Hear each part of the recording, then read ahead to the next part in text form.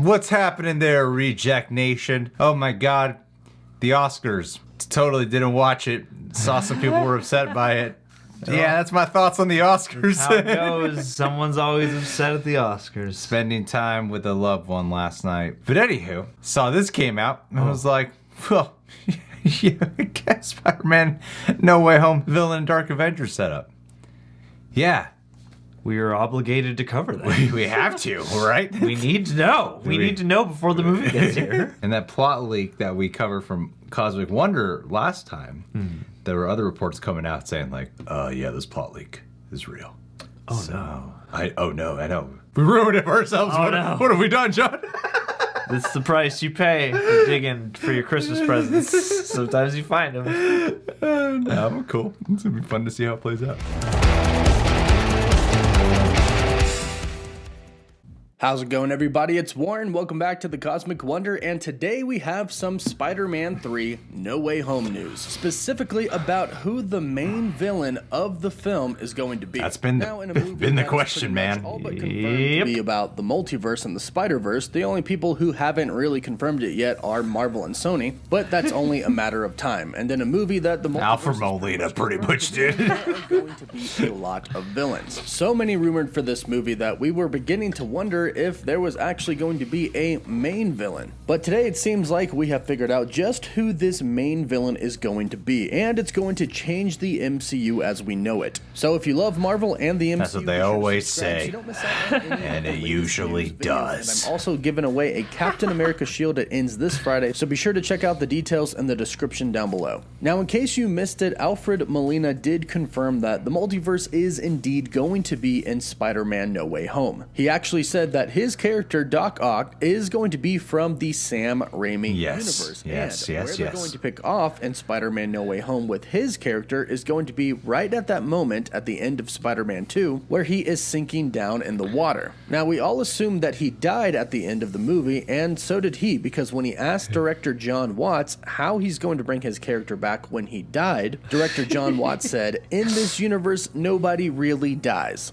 And this is very important to know for the main villain. No one ever really quits. The main villain right now is said to be the Green Goblin, Norman Okay, yeah, that's what we were saying. Talking about how Norman Osborn is most likely going to be him. Villain of Spider-Man No Way Home, and just yesterday, Daniel RPK said that Willem Dafoe is going to be more than a cameo. Okay, going back to what we said during the plot leak, though, it's really important to me, as a big fan of the Raimi trilogy, it's really important to me that with Goblin being the main villain again, this has to have an emotional effect on Tobey Maguire. Absolutely. Tobey Maguire's Peter Parker, because the death of Green Goblin and how that rippled on all through the rest of the films in that trilogy was so integral, so vital. There has to be some type of emotional resonance or nuance. Maybe that'll help enhance him as a character more than just a nostalgic piece to be in here. Yeah, maybe this Spider-Man 3 will effectively leave off better ends for Tobey Maguire's Spider-Man than the actual one. Maybe Toby will tell Tom Holland, like, you gotta get in front of him,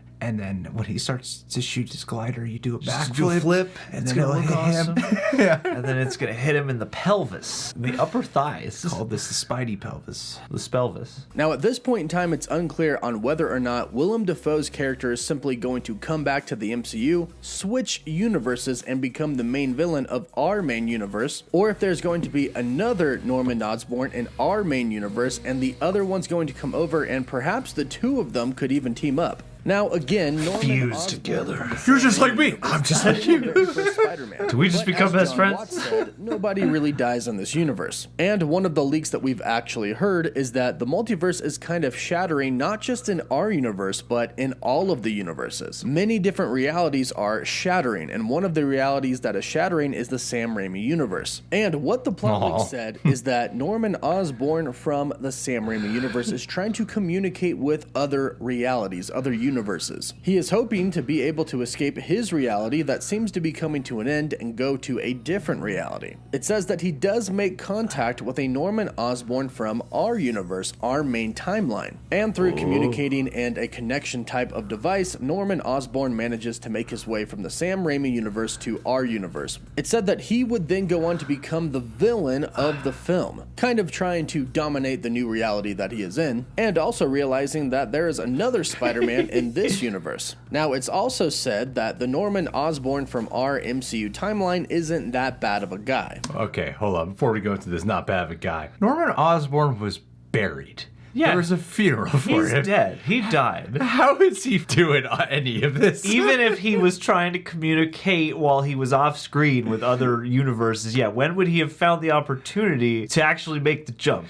I've said this before, and in case you guys missed it, it's important to me that they maintain the continuity of Spider-Man 1, 2, and 3, because essentially, if Tobey Maguire and Garfield are both in here, this is a sequel to those films as well. Yes. I wouldn't want them to undo it. So like, oh, Norman Osborn actually didn't die in the Raimi trilogy. Because if he doesn't die there, then doesn't that like mess up what happens in Spider-Man 2? Yeah, where did he go? Why didn't he come back for revenge? Or was he just biding his time? Did he become crazy and go away and then try and start He developed communicating spider with them? legs in a cave on Dathomir. That's right, man. The cave with a box of scraps. Since the realities were kind of shattering, he was kind of just looking to help his reality and help other realities, but he wasn't really counting on the Norman Osborn from the Sam Raimi universe to be so evil. It's said that he gets attacked by the other Green dick. Goblin, Wow. but by the end of the movie, who I we find become? out that he survives. And this could have some pretty big ramifications for the future of the MCU if all of this comes true. We could have God. had a nice, good Norman Osborn who probably could have helped a lot of people, but after the universe kind of breaking and another Norman Osborn attacking him, perhaps his views might have changed a little bit. This could lead to several crazy storylines, or if they went a different direction, Norman Osborn could go on to lead the Dark Avengers. The Dark Avengers have been rumored to be coming to the MCU for quite some time now, and recently some people like Grace Randolph have said that some sources have confirmed that the Dark Avengers are indeed coming to the MCU. And in the comics, Norman Osborn leads the Dark Avengers, kind of taking on the role that Tony Stark had. After all, they're kind of similar. They're both genius billionaires, however Norman Osborn isn't exactly a playboy. But he does have the means to supply a new Avengers team with everything that they need. And after it was revealed in The Falcon and the Winter Soldier how superheroes were kind of taken care of, as in they really weren't. I mean, Sam couldn't even get a loan. It would be nice to have somebody like a Norman Osborn to be able to supply everything for a new Avengers team, even if it is the Dark Avengers team. However, since it is the Dark Avengers And this team, would be things Willem might go Dafoe's? south pretty quickly. In fact, it would be Or would fairly this be the similar to what we MCU just saw in the Falcon one? and the Winter Soldier with John Walker. John Walker started out as an outstanding person and soldier. However, with each episode that we got, people kind of started to not like him more and more. He started off as a pretty good guy, but as the show went on, he started to make some bad decisions, and this ultimately led him down a dark path. Now, if you haven't seen it, I won't spoil Keyword the end. dark. Here's how this would be Avenger. very similar to a Norman Osborn in the MCU. You see, right now in the MCU, we don't really have an Avengers team, but we know that there is going to have to eventually be an Avengers team. But we also know that the government is very, very involved right now. After all, they were the ones that named the new Captain America. They designated John Walker as Captain America. So it would be safe to assume that the government is going to name the new Avengers team. And this is actually what happens in the comics with the Dark Avengers. The government names Norman Osborn as head of the new Avengers team. They also give him leadership over S.H.I.E.L.D., and he reforms that agency into Hammer. Wow. Now, I don't think they'll go that far in the MCU. No. After all, S.H.I.E.L.D. is no longer a thing. We have S.W.O.R.D. now. But Director Hayward is now out of the picture, and S.W.O.R.D. does need a new director. And we don't really have any idea on who that's going to be. It could be somebody like Nick Fury, or this could be the perfect way to introduce Norman Osborn. Now, Norman Osborn in the Dark Avengers team does take on the mantle of Iron Patriot, and he does wear Iron Man armor. And another thing that kind of lines up with the MCU from the comics right now is that Norman Osborn was actually kind of a hero when it came to the Skrull threat. During that time, he was actually leading the Thunderbolts team, who have been rumored to be appearing in the MCU, who I definitely hope we see as well. So Norman Osborn kind of goes from a villain to kind of a hero to somebody who's still pretty shady, because the Dark Avengers aren't exactly saints, and the team members actually consist of some villains. Moonstone, who is portraying Miss Marvel, Venom, I actually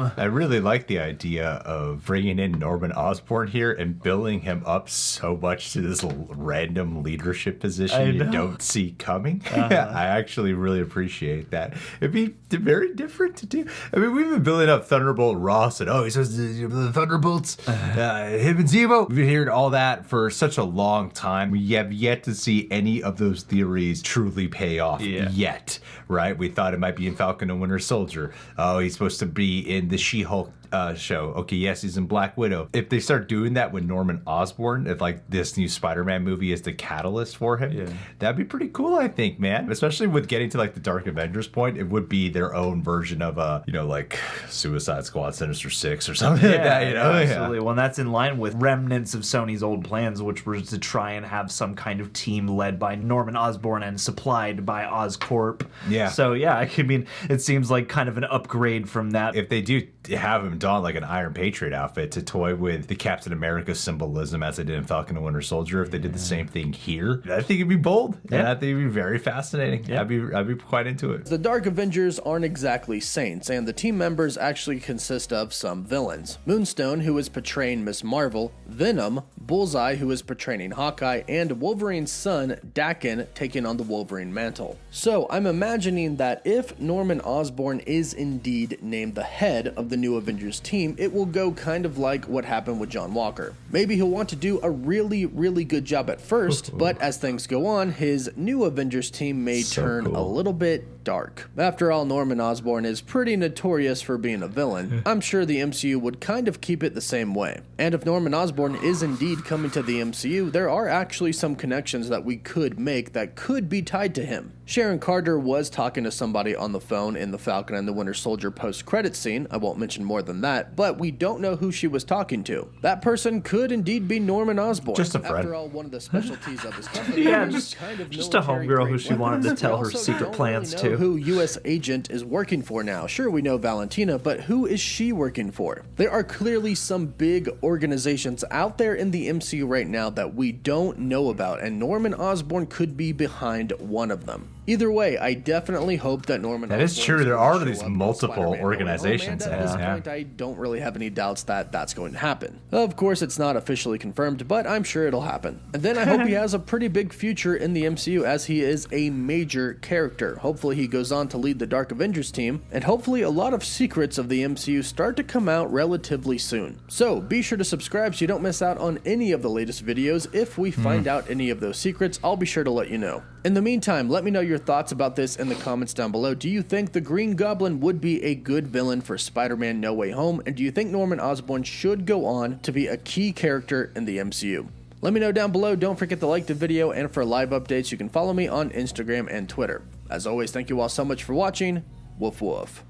Meow. What is this woof woof thing that you do?